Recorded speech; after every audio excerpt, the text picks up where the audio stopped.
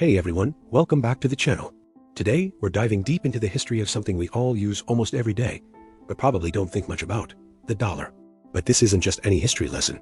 We're going to uncover some of the most surprising and hidden stories behind the world's most powerful currency. Ready to have your mind blown? Let's get into it. So, where did the word dollar even come from? It sounds so American, right? Well, surprise. Its origins trace back to 16th century Bohemia, in a town called Joachimsthal. This town was known for its silver mines, and they started minting these big silver coins, called Joachimsdollars. Naturally, that was a mouthful, so people just shortened it to thalers. As this coin gained popularity across Europe, the name morphed in different languages. In Dutch, it became dalder, and when Dutch settlers came to the New World, they brought their dollars with them.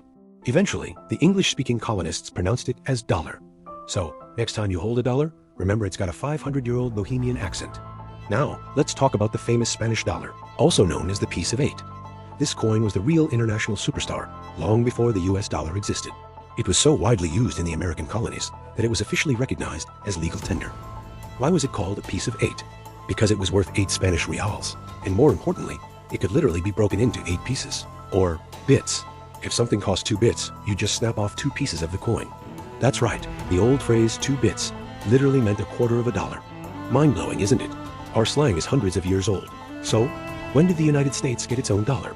The Coinage Act of 1792 officially established the US dollar as the country's standard unit of currency.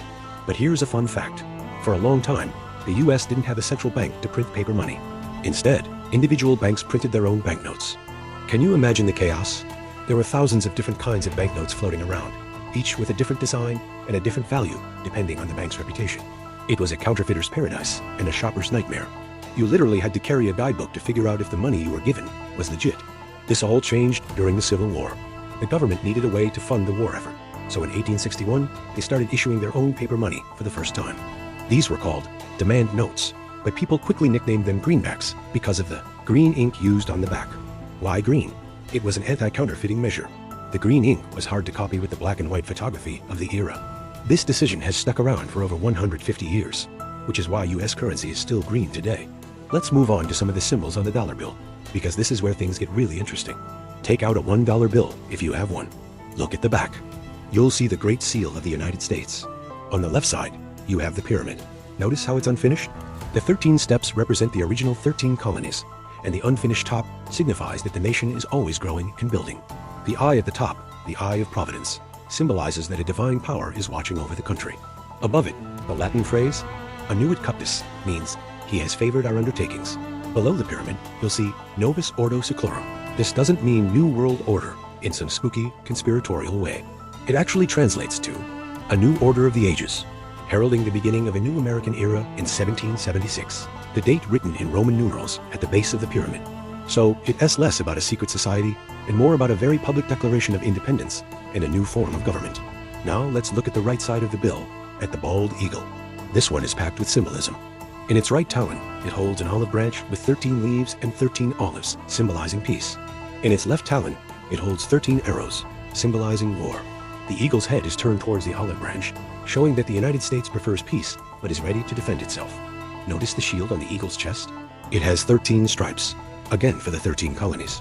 The bar across the top represents Congress holding the states together. And above the eagle's head, there are 13 stars forming a constellation. The number 13 is everywhere on this bill. But what about the people on the money?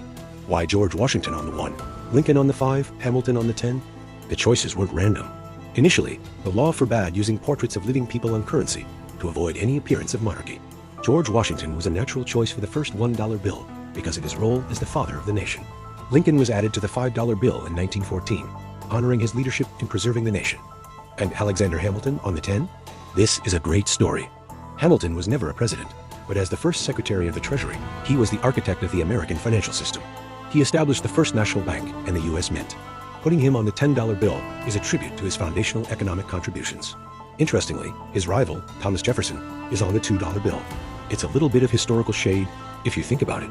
Let's talk about some of the security features that have evolved over time. The greenbacks of the Civil War were a start, but counterfeiters are clever. Over the years, the Treasury has added more and more complex features. See how it changes from copper to green? That's not easy to fake. There's also the watermark, a faint image that's visible when you hold the bill up to the light. And don't forget the security thread, a thin embedded strip that glows a specific color under UV light. It's a high-tech game of cat and mouse. Here's another hidden detail you might have missed. On the back of the $1 bill, if you have a magnifying glass and a lot of patience, some people claim, you can see a tiny owl or maybe a spider hidden in the scrollwork in the upper right corner. The Bureau of Engraving and Printing says it's just a random design flourish, but that hasn't stopped the conspiracy theories. It's just one of those fun little mysteries that makes you look at your money a little closer. And what about the phrase, "In God we trust"? It wasn't always there. It first appeared on coins during the Civil War, a time of great national soul-searching. But it wasn't until 1957, during the height of the Cold War, that Congress passed a law requiring it to be printed on all U.S. currency. The move was intended to differentiate the U.S. from the officially atheist Soviet Union. So, that phrase on your money is actually a piece of Cold War history. The journey of the dollar is far from over. Today, we're moving towards a more digital world. We use credit cards, apps, and cryptocurrencies. Physical cash is being used less and less in many parts of life. What does this mean for the future of the dollar bill? Will these iconic green pieces of paper eventually become relics, like the piece of 8? It's hard to say, but even if they do, their history will always be woven into the fabric of the nation. Every crease, every symbol, every hidden detail tells a story about where we've been and who we are. So the next time you pull a dollar out of your wallet, take a second to really look at it. You're not just holding a piece of paper, you're holding a piece of history. A story that starts in a Bohemian silver mine, travels on Spanish galleons, funds a revolution, unites a country, and becomes a global symbol of power and ambition. It's the hidden history of the dollar, and now you're in on the secret. And let me know in the comments what other hidden histories you'd like me to uncover next. See you in the next video.